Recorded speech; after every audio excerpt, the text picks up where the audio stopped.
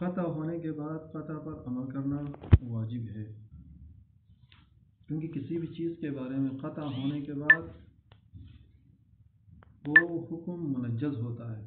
جیسا کہ مثال کل گزر گئی، اگر کسی کو قطع ہو جائے کہ نماز جمعہ واجب ہے، اب نماز جمعہ کے بارے میں قطع ہونے کے بعد مکلف کے اوپر، شخص کے اوپر نماز جمعہ واجب ہوتی ہے، لہذا اس کا انجام دینا مکلف کے لیے ضروری ہے۔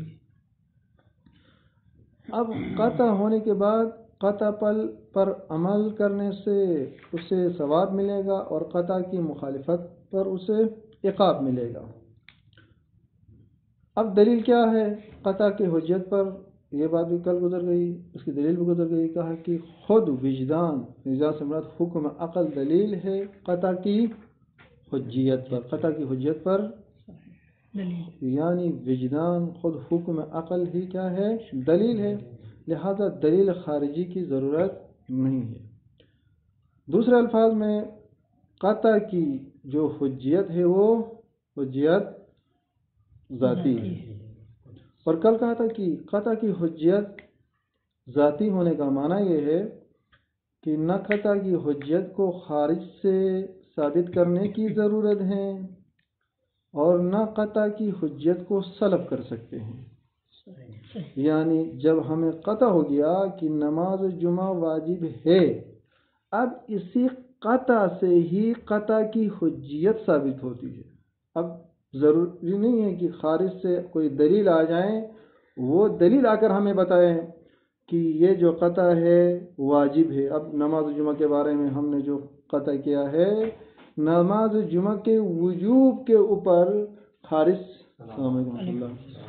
نماز جمعہ کے وجوب کے اوپر کسی دلیل خارجی کی ضرورت نہیں ہے، کیونکہ قطع کی حجت ذاتی ہے۔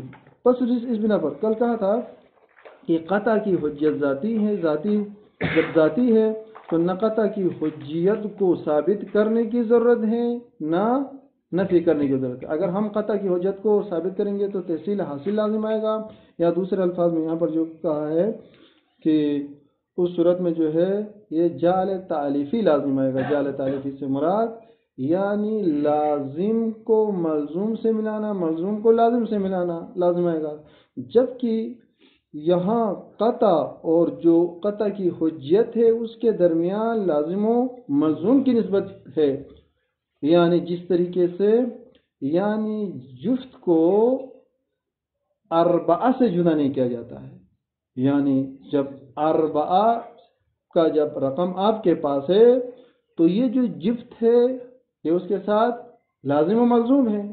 اسی طریقے سے مثلا رقم ایک ہے تو ایک کے ساتھ مثلا طاق، لہذا فرماتے ہیں کہ قطع کے ساتھ ہی اس کی حجیت ثابت ہے، بالفاظ دیگر قطع کے اندر اس کی حجیت اس کے پیٹ میں داخل ہے، آپ اس کو اس سے جدا نہیں کر سکتے ہیں۔ جس طریقے سے جفت کو آپ اربعہ سے جدا نہیں کر سکتے، یا جس طریقے سے جفت کو آپ اثنین سے جدا نہیں کر سکتے ہیں، یا مثلا 6 سے جدا نہیں کر سکتے ہیں، اسی طریقے سے قطع کی حجیت کو جدا نہیں کر سکتے ہیں، جدا نہیں کر سکتے۔ جدا کرنے کی صورت میں جیسے کل کہا کہ ضدین لازم آتا ہے، اجتماع ضدین لازم آتا ہے۔ آپ یہ کہہ رہے ہیں کہ مثلا اگر شارع یہ کہے کہ یہ قطع حجت نہیں ہے، نماز جمعہ کے بارے میں آپ کو قطع ہو گیا ہے لہذا یہ قطع حجت نہیں ہے، تو مجھے قطع ہو گیا ہے نماز جمعہ کے بارے میں، جبکہ شارع کہتا ہے کہ یہ حجت نہیں ہے، تو یہاں پر کیا رہے گا؟ حجت اور عدم حجت یہ دو چیزیں کیا ہے جمع ہو گئی، اور یہ کیا ہے ضدین ہے۔ یہاں تک تو کل کی بات تھی۔ آج فرماتے ہیں کہ یہ بات پہلے بھی گزر گئی ہے، بات شروع بعد میں لکھا ہے کہ اس عبارت کی ضرورت نہیں تھی، لیکن یہاں پر دوبارہ تکرار کیا ہے۔ یہ جو ہے 2 دن پہلے جو درس گزر گیا اس میں یہ بات بھی تھی۔ شیخ انصاری رحمۃ اللہ علیہ اور شیخ اخوند کے درمیان عبارت میں جو فرق تھا ان میں سے ایک فرق یہ تھا کہ متعلق تکلیف شیخ انصاری کے پاس حکم کیا تھا واقعی تھا، شیخ اخون کے پاس حکم واقعی اور حکم ظاہری دونوں. اور دوسرا فرق یہ تھا کہ شیخ انصاری کے پاس متعلق قطع جو ہے وہ حکم فعلی ہی نہیں ہے، حکم فعلی نہیں ہے، جبکہ آغائے کیا ہے ان کے بعد حکم کا حکم فعلی ہونا ضروری ہے. اب اسی کو دوبارہ بیان کرتے ہیں.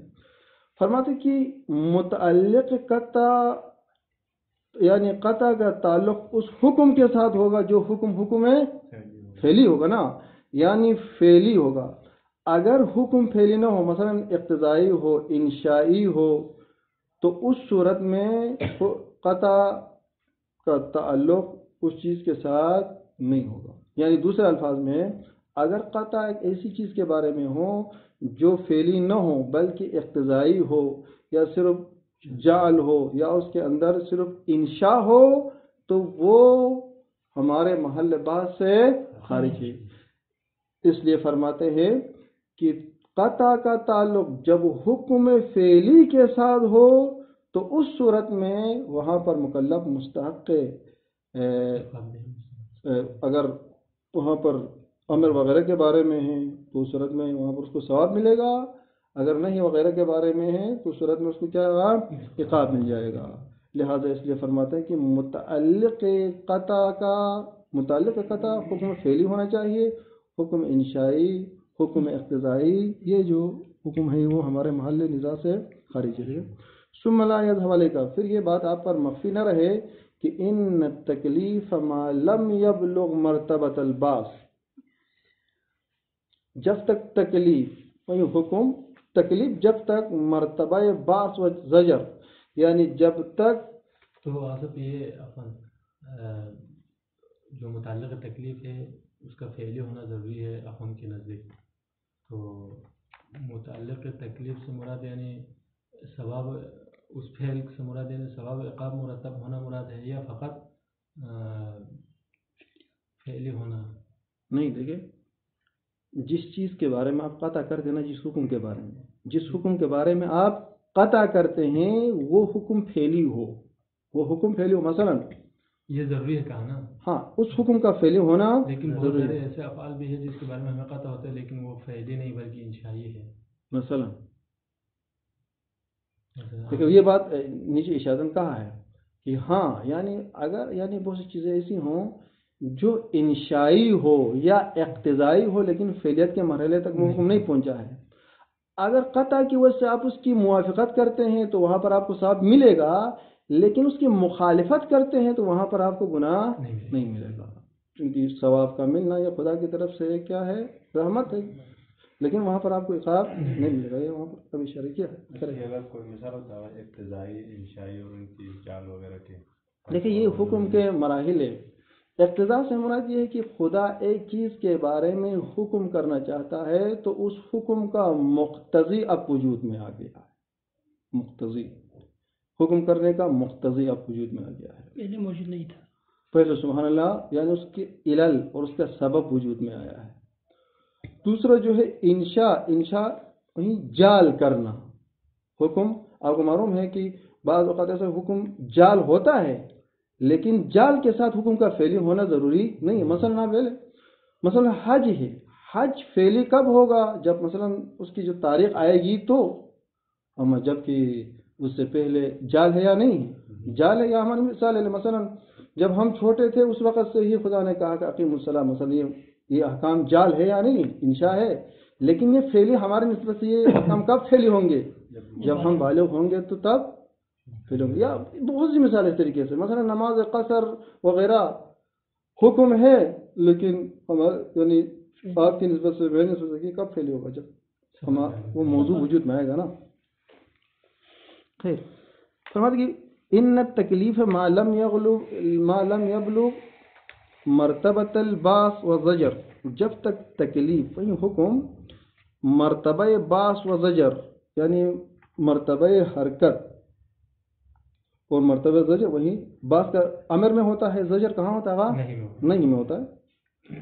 جب تک تکلیف مرتبہ باس اور زجر تک نہ پہنچے لم یسر، یسر کا فاعل وہی تکلیف ہے، لم یسر فعلین وہ تکلیف یعنی وہ امر فعلی نہیں ہوتا ہے۔ اچھا پھر کیا ہوگا؟ فعلی نہیں ہوگا تو کیا ہوگا؟ وما لم یسر فعلین، اور جو تکلیف جو حکم فعلی نہ ہو لم یکد یبلغ مرتبہ تنجز، وہ تنجز کے مرتبہ تک نہیں پہنچے گا۔ تنجز سے مراد وہ حکم جب تک فعلی نہیں ہوگا تو وہ مکلف کے گردن پر منجس نہیں ہوگا۔ منجس سے مراد مکلف کے گردن کے اوپر اس ذمہ داری کا لاگو ہونا۔ اسی طریقے سے اطباء والی عبارت یعنی لم یکد یبلغ مرتبہ التنجز ولم، یہ اسی فرت ہے، ولم یبلغ استحقاق العقوبۃ علی المخالفہ، اور جب تک حکم فعلی نہیں ہوگا اس وقت تک یہ حکم یعنی یہ تکلیف اس کے مخالفت کرنے کی صورت میں عقاب کے مستحق تک نہیں پہنچ جائے گا۔ بات واضح ہو گئی نہیں؟ یعنی حکم فعلی نہیں ہے، جب فعلی نہیں ہے تو یہ ذمہ داری مکلف کے گردن پر نہیں آئے گی، جب مکلف کے گردن پر نہیں آئے گی تو وہاں پر مخالفت کرنے کی صورت میں وہاں پر اس کے اوپر کوئی گناہ عقاب کی بات نہیں ہوگی۔ ہاں دیکھیں وَإِن كَانَ، یہاں پر ابھی جو آقا فرما رہے تھے اس کی طرف اشارہ کر رہے ہیں، وَإِن كَانَ رُبَّمَا، ہاں کبھی کبھار یوجب موافقتہ استحقاق المصوبہ، کبھی کبھار جو ہے اس کی موافقت کرنے سے یہ ثواب کا مستحق ہوتا ہے۔ جیسے کہا کہ ایک حکم مقام مثلا مقام انشائی میں ہو لیکن پھیلی تک نہ پہنچے، لیکن مکلف کو قطع ہوتا ہے اور مطلب بالکل اس کے اندر اس کام میں خدا راضی ہے کہ اگر کام مثلا کرتا ہے تو اس میں اس کو ثواب مل جائے گا۔ فرماتی وہ ذالکہ سے مراد وہ منجس نہیں ہوتا ہے اور وہاں پر کیا ہے وہ مستحق عقاب نہیں ہوگا۔ اس کی وجہ کیا ہے؟ وہ یہ ہے لأن الحکم ما لم يبلغ تلك المرتبہ مرتبہ فعلیہ، جب تک یہ حکم فعلیت کے مرتبے تک نہ پہنچے لم یکن حقیقتا بامر ولا نہی، حقیقت میں وہ امر بھی نہیں ہے اور نہیں بھی نہیں ہے۔ جب تک فعلیت تک نہ پہنچے امر بھی نہیں ہے اور نہیں بھی نہیں ہے۔ ولا مخالفتہ، نہ تو اس جو ہے حکم کی مخالفت ہے ان عمدن بعصیان، نافرمانی کے ذریعے سے، اس کو مخالفت نہیں کہتے ہیں۔ بات ہوتا ہے نا، یعنی حکم فعلی تک نہیں پہنچا ہے، نہ پہنچنے کی وجہ سے ایک شخص اس کو بجا نہیں لاتا ہے تو اس کو عمدن عصیان بھی نہیں کہتے ہیں۔ بلکہ یہ حکم عمدن مخالفت کرنے کی صورت میں بھی اس کو عصیان نہیں کہا جائے گا، نہیں کہا جائے گا، بالکل فعلی نہیں ہے، فعلی نہیں ہے۔ خود کہہ رہا بلکان مما، بلکہ یہ حکم ان میں سے ہوگا سکت اللہ عنہ جن کے بارے میں خداوند تبارک و تعالیٰ نے خاموشی اختیار کیا ہے، کما فی الخبر، جیسے کہ روایت میں ہے۔ یہاں پہ ختم۔ پھر یہاں پر نعم کے بعد یہاں پر ایک اشکال کرتے ہیں، وہ ابن عقبہ کی ان کا ایک اشکال ہے۔ اشکال یہ ہے یہاں یہ آغا صاحب نے یہ فرمایا کہ قطع جس حکم کے ساتھ تعلق رکھتا ہے کہ ضروری ہو کیا ہونا چاہیے؟ فعلی ہونا چاہیے نا، یعنی قطع جس حکم کے ساتھ جس تکلیف کے ساتھ تعلق رکھتا ہے اس کا فعلی ہونا ضروری ہے۔ اگر فعلی نہیں ہے تو وہاں پر حکم منجز نہیں ہوگا، جب حکم منجز نہیں ہوگا تو وہاں پر مستحق عقاب و مستحق ثواب کی بات نہیں ہوگی، لہذا تکلیف کا فعلی ہونا ضروری ہے۔ یہاں نام میں اشکال کرتے نام کے ذریعے سے ابن قیبہ کا اشکال یہ ہے، اگر حکم کا فعلی ہونا ہم ضروری سمجھے تو اس صورت میں وہ انسان جو شاک والا انسان ہوتا ہے، یعنی جس کو حکم کے بارے میں شک ہوتا ہے، مثلا غیبت امام میں نماز ظہر واجب ہے یا نماز جمعہ واجب ہے، تو شاک کے لیے کیا ہے؟ اصول عملیہ ہے نا، مثلا اصول عملیہ ہے، یا امارہ پر عمل کرے گا یا اصول عملیہ۔ مثلا غیبت امام میں نماز ظہر واجب ہے یا نماز جمعہ واجب ہے، اب اس کو شک ہے شک کی صورت میں مثلا امارہ پر خبر واحد پر عمل کیا، خبر واحد کے مطابق مثلا نماز جمعہ واجب ہے. اب ابن قبا فرماتے ہیں کہ اگر ہم حکم فعلی اگر ہم حکم کو اگر فعلی مانے قطع میں، تو اس صورت میں یہ لازم آتا ہے کہ حکم واقعی اور حکم ظاہری دونوں کا جمع ہونا لازم آتا ہے. یعنی دوسرے الفاظ میں بعض جگہوں پر مثلین کا جمع ہونا اور بعض جگہوں پر کیا ہے ضدین کا جمع ہونا لازم آتا ہے. وہ کیسے؟ جیسے کہ مثال غیبت امام میں شک ہے کہ نماز جمعہ واجب ہے یا نماز ظہر واجب ہے، اور جبکہ اس نظریے کے مطابق یعنی حکم کے لیے ضروری ہے کہ حکم کیا ہوگا؟ فعلی ہو. تو حکم واقع شاک کو معلوم نہیں ہے، حکم واقعی شاک کو معلوم نہیں ہے. اب اس نے کس پر عمل کیا؟ امارہ پر عمل کیا، حکم ظاہری پر عمل کیا. حکم ظاہری کے مطابق اس نے مثلا نماز ظہر نے پڑھ لی. اب جب نماز ظہر پڑھ لی کس پر عمل کر کے؟ امارہ پر، یعنی خبر واحد پر عمل کر کے. اب یہ توجہ کرے، یہ ہمارا جس پر عمل کیا یہ بھی فعلی ہو گیا. اگر یہی ہمارا جس پر عمل کیا ہے یہ حکم واقع کے مطابق ہے تو حکم واقع بھی فعلی اور یہ بھی فعلی. مثلین کا جمع ہونا لازم آ گیا. بات واضح ہو گئی نہیں ہو گئی؟ یعنی ایک وہ جو حقیقی حکم ہے وہ تو حکم واقع میں ہے، وہ جو حکم واقعی ہے وہ بھی فعلی ہو گیا، اور ہمارا جو ہم تک پہنچا ہے یہ بھی فعلی ہو گیا. یہ کب؟ اگر یہ اس حکم واقع کے مطابق ہو. یہ ہمارا یعنی حکم ظاہری حکم واقع کے مطابق ہو تو یہ بھی فعلی اور وہ بھی فعلی. یہاں پر کیا جمع ہو گئے؟ مثلین جمع ہو گئے یا ضدین جمع ہو گئے؟ سبحان اللہ، مثلین جمع ہو گئے. اما اگر یہ مخالف ہو، ہمارا نے کہا تھا نماز جمعہ واجب ہے اور در واقع میں نماز ظہر واجب ہے، تو اس صورت میں یہ جو حکم ظاہری ہے یہ حکم ظاہری مخالفت کرے گا کس کے ساتھ؟ حکم واقعی کے ساتھ. تو پھر اجتماع ضدین ہوگا. تو فرماتے ہیں کہ اگر ہم آپ کی بات مان کر یہ کہیں کہ حکم کے لیے ضروری ہے کہ حکم فعلی ہو، تو اس صورت میں ضدین یا مثلین لازم آتا ہے. تو اگر فرماتے ہیں کہ اس اشکال کا جو جواب ہے وہ انشاءاللہ ہم بعد میں تفصیلاً دیں گے. اس کی جو بحث ہے وہ بعد میں آئے گی. دیکھیں نام ہاں فی کون سے مراد یہ تکلیف یا یہ حکم واقعی فی کون ہی یہ حکم واقعی بحاظ المرتبتی موردن. حاضر مرتبہ مراد یہ جو کیا ہے حکم ہے فعلی کے مرتبے میں ہو، موردن مورد ہو. تو صورت میں للوظائف المقررتی، وہ وظائف سے مراد وہیں اصول عملیہ، وہ وظائف جن کو معین کیا ہے شرعاً للجاہل جاہل کے لیے. اس سے کیا مشکل پیش آتی ہے؟ اشکال لزوم اجتماع الضدین او المثلین. اس سے یہ لازم آتا ہے کہ ضدین یا مثلین کا جمع ہونا لازم آتا ہے. یہ اشکال لازم آتا ہے. علامہ یاتی تفصیل ہو، اس اشکال کی جو تفصیل ہے وہ آئے گی انشاءاللہ تعالی. اس کی تفصیل معما ہوا تحقیق فی دفع، اس اشکال کو دور کرنے کے بارے میں جو تحقیق یعنی حکم واقعی کے فعلی ہونا جو شرط لگایا، اس شرط کی صورت میں جو ہے ہمارا وہ اصول میں اشکال ہوگا، لیکن حکم واقعی میں تو اشکال نہیں ہوگا نا. مثلا شک کی صورت ہمارے میں شک ہوتا ہے اور اصول میں شک ہوتا ہے. اس سے یہ اشکال ہوگا کہ یہ جو حکم ظاہری ہے جس کو اصول عملیہ کہتے ہیں یا امارہ کہتے ہیں، ان کو وظیفہ قرار دینا جاہل شاہ کے لیے اس میں اشکال ہو جائے گا. اس میں اشکال ہو جائے گا. لیکن حکم واقعی میں ہی بذات خود کوئی وہ مسئلہ تو نہیں ہے، اس میں کوئی وہ تو ظاہری ہے، قیامت تک وہ تو وہیں رہے گا. صحیح بات ہوگا نہیں.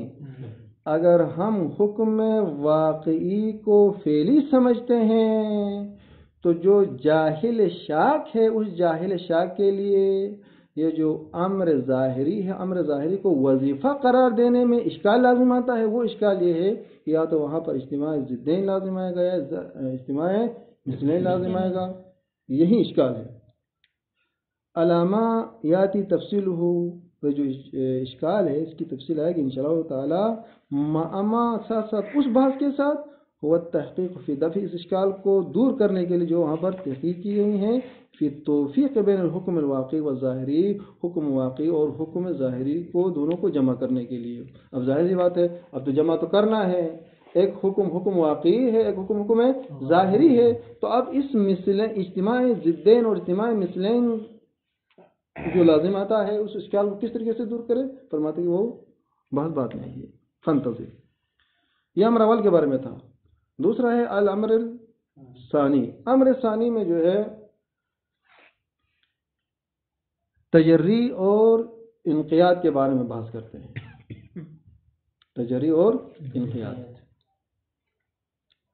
تجری وہاں ہے جہاں پر انسان کا جو قطع ہے وہ قطع حکم واقع کے مطابق نہ ہو. یہ ذہن میں رکھیں. تجری وہاں پر ہوتا ہے جہاں یہ قطع واقع تک نہ پہنچے قطع واقع کے مطابق نہ ہو اور اس قطع پر مکلف نے عمل نہ کیا ہو. یہ دو بات یاد رکھیں. یہ دو عنصر ہو تو وہاں پر تجری صدق آتا ہے. قطع واقع کے مطابق نہ ہو اور اس قطع پر مکلف نے عمل نہ کیا ہو. بات ہے مثلا در واقع میں نماز جمعہ واجب ہے لیکن مجھے قطع ہو گیا ہے نماز ظہر کے بارے میں. اب یہ قطع واقع کے مطابق نہیں. اب مجھے قطع ہو گیا نماز ظہر واجب ہے اور میں نے اس قطع پر عمل نہیں کیا. اس کو کیا کہتے ہیں؟ تجری کہتے ہیں. بات واضح ہو گئی. اما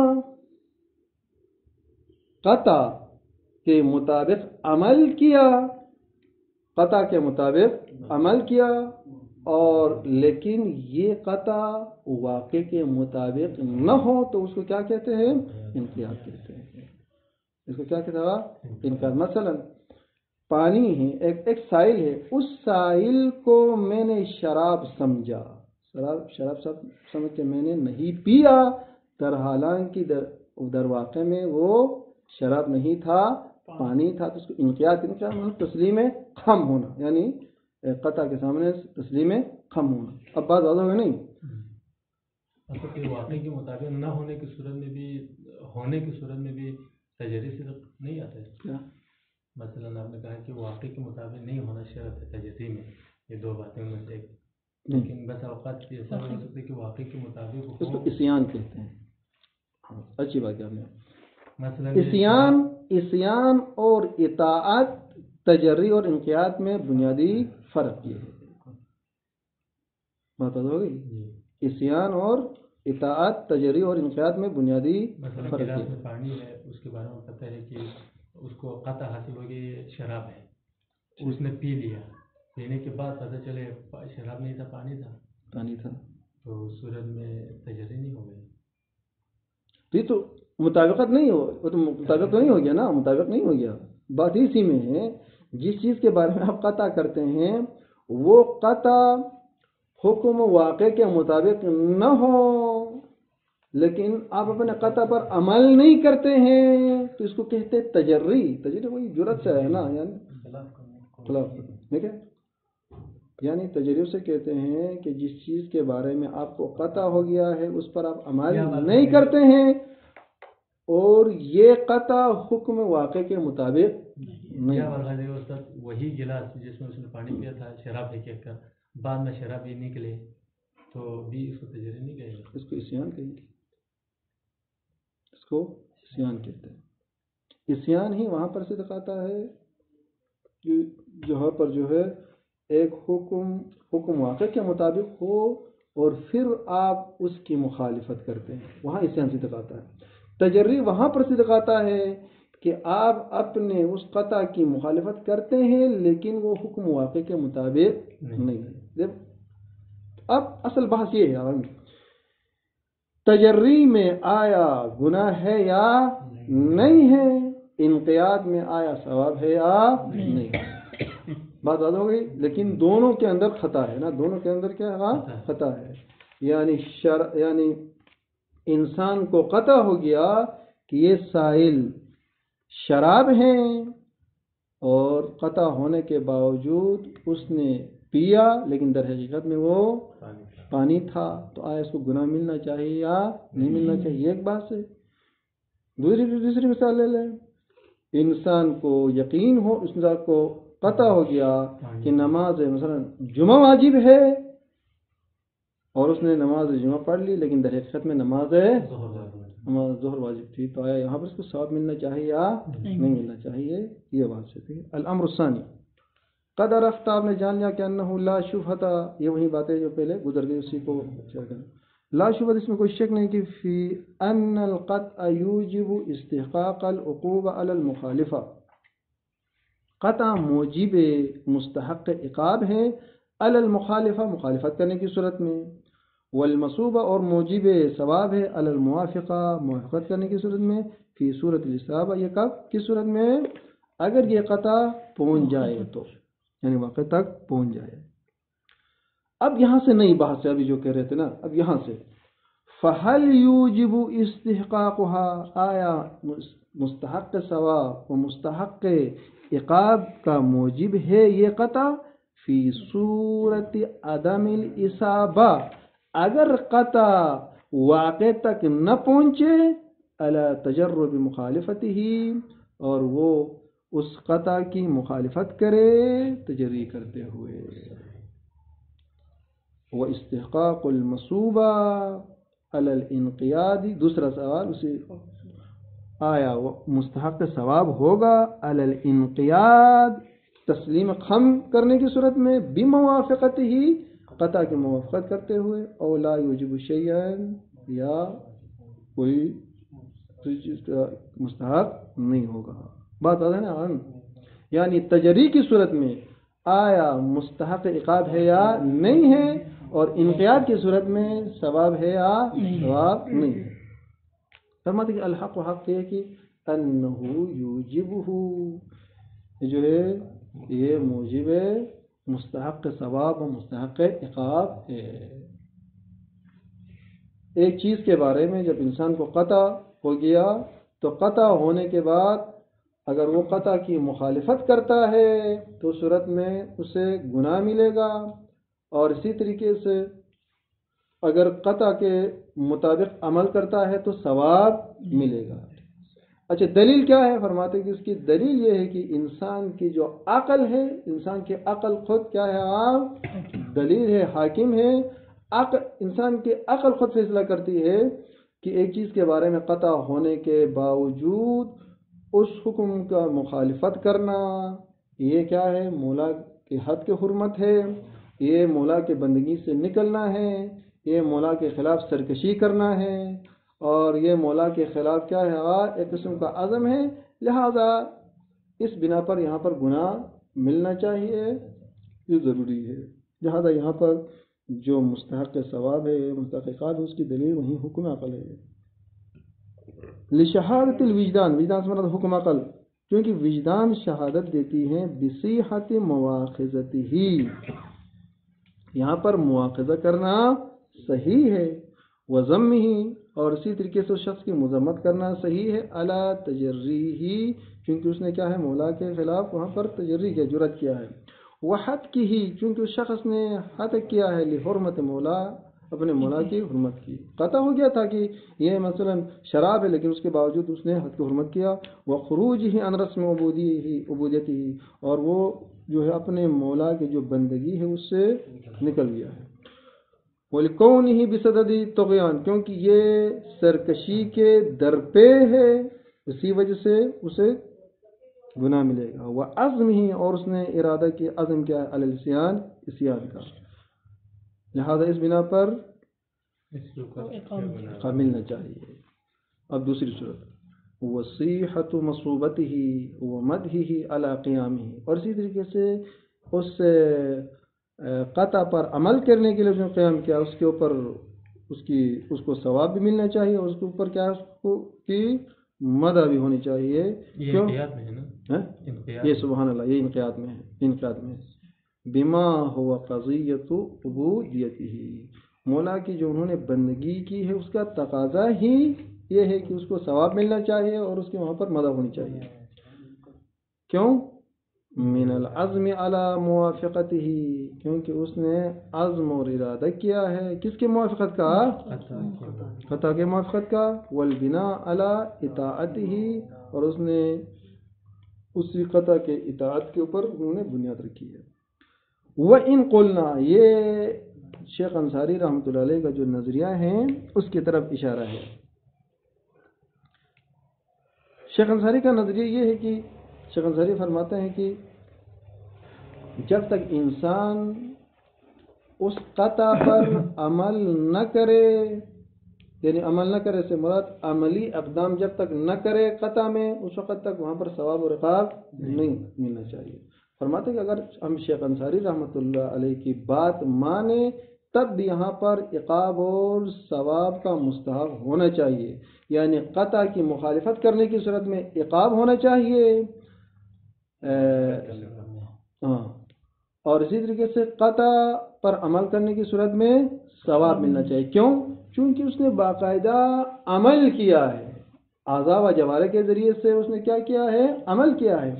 اما شیخ انصاری رحمۃ اللہ علیہ فرماتے ہیں کہ صرف ارادہ کرنے پر، صرف سوچنے پر، مولا کی مخالفت کرنے کے بارے میں سوچا، صرف ارادہ کیا لیکن عملاً مخالفت نہیں کیا، تو وہاں پر فرماتے ہیں کہ عقاب نہیں ہونا چاہیے.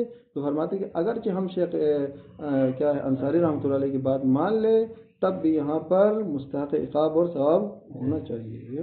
وَإِن قُلْنَا، اگرچہ ہم قائل ہو جائے کہ بِأَنَّهُ لَا يَسْتَحِقُّ مواخذة او مصوبة، یہ جو شخص ہے یہ مستحق عقاب اور مستحق ثواب نہیں ہونا چاہیے ما لم يعظم، جب تک یہ ارادہ نہ کرے علی المخالفت او الموافقہ، مخالفت کا یا موافقت کا، بمجرد سوء سریرتہ او حسنہا، صرف اور صرف اس کے باطن کے سوء اور باطن کے اچھائی کی وجہ سے اس کو ثواب اور عقاب نہیں ملنا چاہیے. یہ شیخ انصاری کا نظریہ ہے. فرماتے ہیں وَإِن كَانَ مُسْتَحَقًّا لِلَّوْمِ أَوِ الْمَدْحِ، اگرچہ وہ شخص جس کے باطن میں اچھائی ہے، جس کے باطن میں برائی ہے، جس کی سوچ میں اچھائی ہے، جس کی سوچ میں برائی ہے، وہ مستحق ملامت اور مستحق مدح ہے، بما چیز کی وجہ سے یستد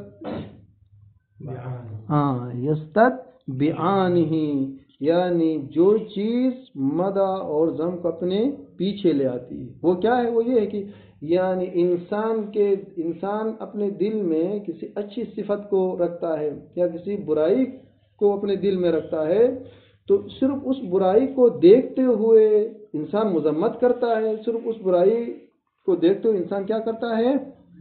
مدح کرتا ہے. فرماتے ہیں کہ یہ صرف جو دل میں ہے، جو قلب میں ہے، اس کے مطابق مذمت اور مدح ہے، لیکن وہاں پر ثواب اور عقاب نہیں ہے.